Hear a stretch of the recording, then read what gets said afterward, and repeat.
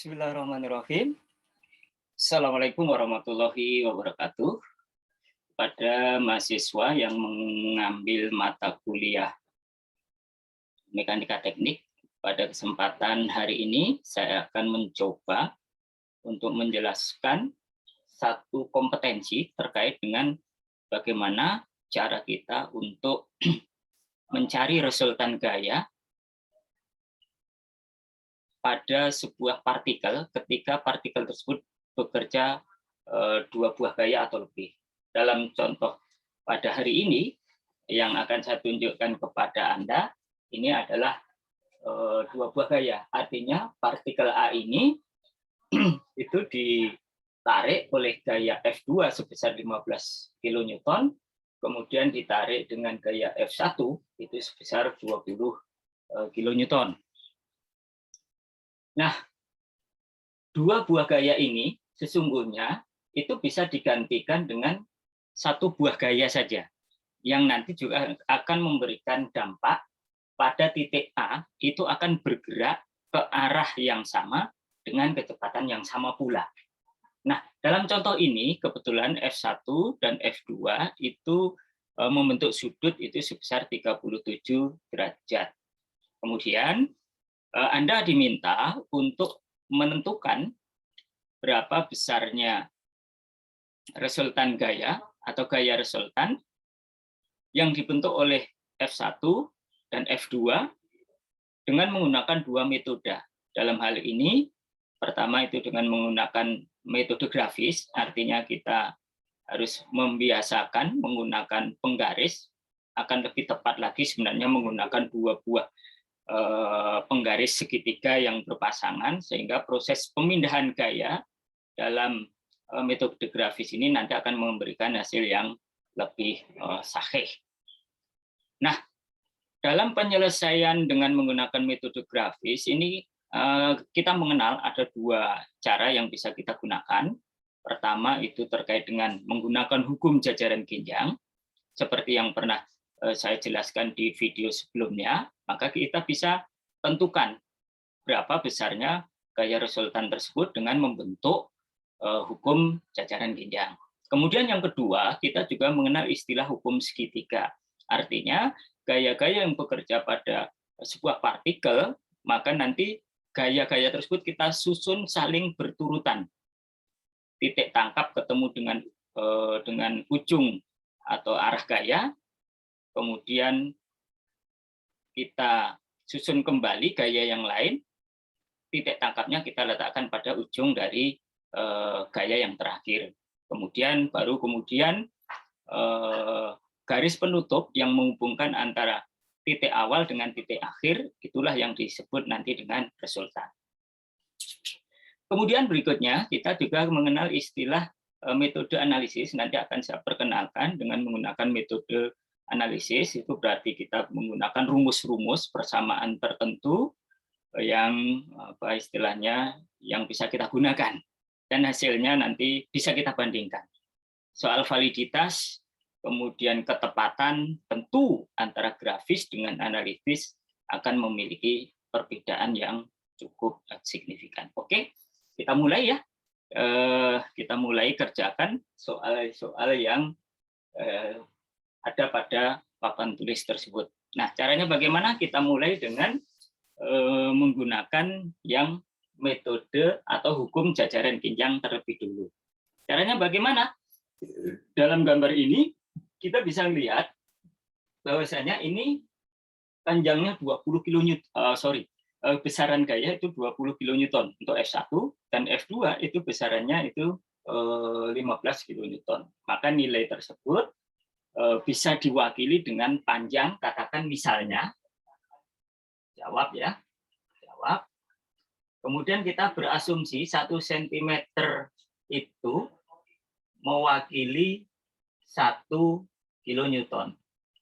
Sehingga kalau di sini 20 kN, otomatis dalam grafis, dalam gambar, Anda bisa gambarkan dengan menggunakan penggaris, itu sepanjang 20 cm panjangnya. Nah, oke ya, kita mulai. Saya akan ambil dulu ini, gaya yang mendatar itu seperti ini.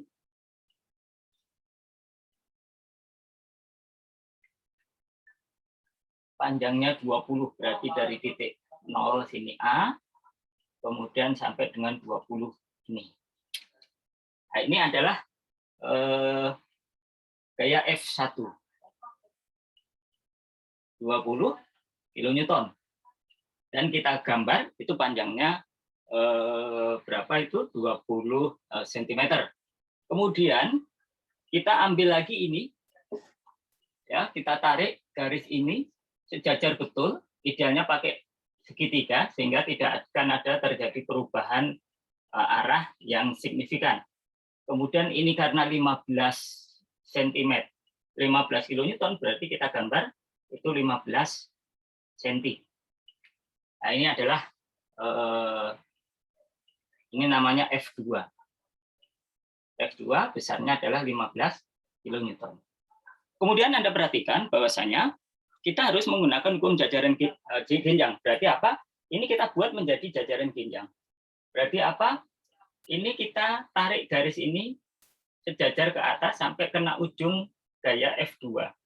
Kemudian baru ini kita gambar garis putus-putus seperti ini.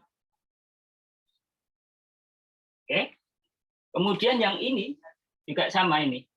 Kita tarik sejajar, idealnya pakai penggaris segitiga ya, sehingga nggak bergeser terlalu jauh.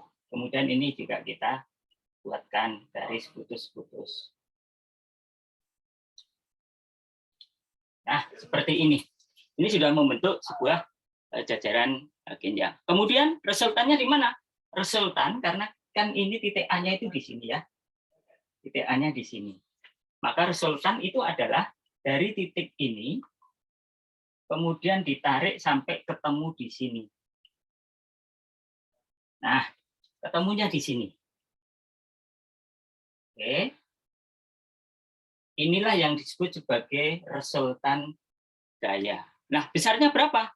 Besarnya adalah ini bisa kita hitung. Ya. Ini bisa kita hitung panjangnya berapa. Nah, kita ukur. Berarti kita ukur panjangnya 0 sampai dengan 30.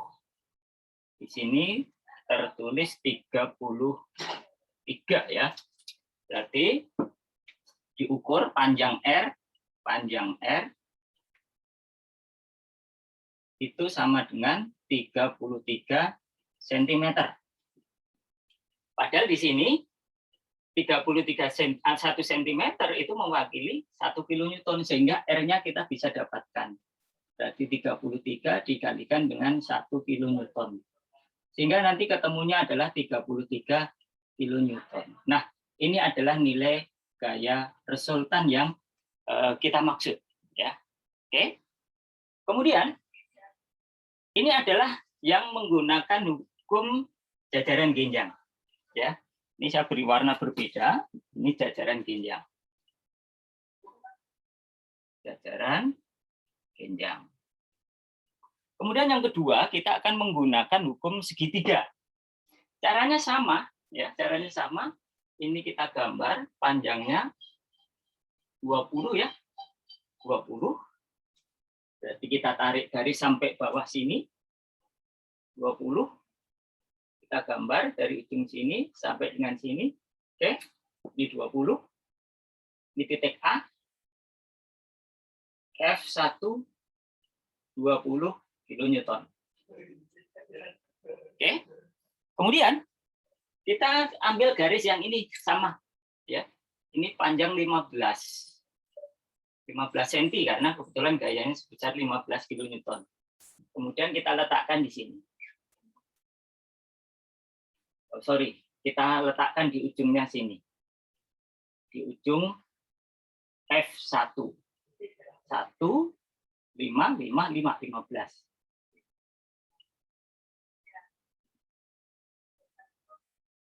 Nah, ini adalah F2-nya, 15. Nah, kemudian untuk R-nya mana? R-nya itu adalah garis yang menghubungkan titik awal dengan gaya terakhir. Sehingga apa? Sehingga ini kita tarik garis ini. Kita tarik garis ini. Oke, kita beri langsung saja garis begini saja. Oke. Ini adalah R. Resultan ya. Jadi resultan. Kemudian kita ukur, ini panjangnya ini berapa? Panjangnya ini kalau kita lihat ini ternyata 33. R-nya ini setelah kita ukur, ini panjangnya 33 cm. Berarti gaya ini adalah 33 kN. Hasilnya akan sama, kemudian arah yang dibentuk ini juga sama. Oke ya, itu kalau misalnya kita F1 dulu, kemudian baru F2. Bagaimana kalau kita balik F2 dulu, kemudian baru F1? Oke, kita kerjakan di sebelahnya. Kita garis dulu di sini ya, sebagai batas. Kita mulai. Berarti kita ambil ini dulu, gaya ini dulu, yang F2 sebesar 15. Titik sini sampai 1, 2, nah 15 di sini. Nah, ini adalah F2. F2 15. Arahnya harus betul-betul sama. Kemudian F1 kemana? F1 ini sejajar begini. Berarti ujungnya F1 itu kita letakkan di sini. Panjangnya 20, berarti 5, 10, 15, 20. Berarti sampai sini. Nah, ini adalah F1. Nilainya adalah 20. Resultannya mana? Resultannya adalah ini kita hubungkan. Dari titik di sini, ini titik A, ini titik F1, titik F2. Ini kita tarik garis sampai di ujung sini. Nah, inilah yang disebut dengan resultan gaya. Panjangnya berapa? Kita bisa ukur. Ini sebesar 33. Ya, jadi setelah diukur panjang R, panjang R-nya adalah 33 cm. 33, sekian, karena kita menggunakan grafis, apalagi ini dengan papan tulis seperti ini, otomatis untuk ketepatan di dalam pengukuran tidak akan sahih sekali, tetapi minimal ini dapat memberikan gambaran ke Anda bagaimana cara untuk menyelesaikan persoalan-persoalan statika partikel ini. Dalam hal ini kita menjumlahkan gaya. Oke ya, karena ini 33 berarti kalau dikalikan dengan 1 kilonewton, maka R-nya ini adalah 33 kilonewton. Nah, ini yang disebut dengan cara grafis. Kemudian kita akan masuk dengan cara analitis. Nah, kalau menggunakan cara analitis, kalau kalian masih ingat waktu kalian masih SMA atau mungkin waktu belajar fisika dasar 1 ya, kalian akan jumpai rumus itu untuk menentukan resultan gaya antara dua buah gaya yang membentuk sudut tertentu, dan ini sudutnya 37, maka kita dapatkan rumusnya begini. F1 kuadrat ditambah dengan F2 kuadrat, kemudian ditambah dengan 2F1, F2 cos 37. Maka kita bisa masukkan angka-angkanya. Ini 20 kuadrat, ditambah dengan 15 kuadrat, ditambah dengan 2 kali 20, dikalikan 15, dikalikan dengan cos 37. Nanti kalian dengan menggunakan kalkulator, maka Anda akan mendapatkan angka-angka tersebut. Ya, ini kurang lebih ketemunya akan ketemu sekitar 33,2 kilonewton. Ini. Jadi angkanya antara metode grafis dengan metode analitis harusnya itu tidak terlalu jauh berbeda. Oke ya. Jadi ini kompetensi yang saya perkenalkan ke Anda pada malam hari ini, itu terkait dengan bagaimana cara kita untuk menggambar atau mendapatkan gaya resultan yang dibentuk oleh dua buah gaya, baik dengan menggunakan metode grafis maupun dengan menggunakan metode analitis. Jadi prinsipnya adalah gaya F1 dan F2 yang memiliki sudut 37, maka kedua gaya ini bisa kita gantikan dengan resultan gaya yang arahnya ke sini, ya, yang arahnya ke sini, seperti ini, maka akan memberikan dampak terhadap gerak. Kemudian lintasan dari partikel A itu untuk bergerak itu sama antara yang digerakkan dengan satu gaya resultan gaya dengan dua buah gaya yang membentuk sudut tertentu. Demikian, terima kasih. Assalamualaikum warahmatullahi wabarakatuh.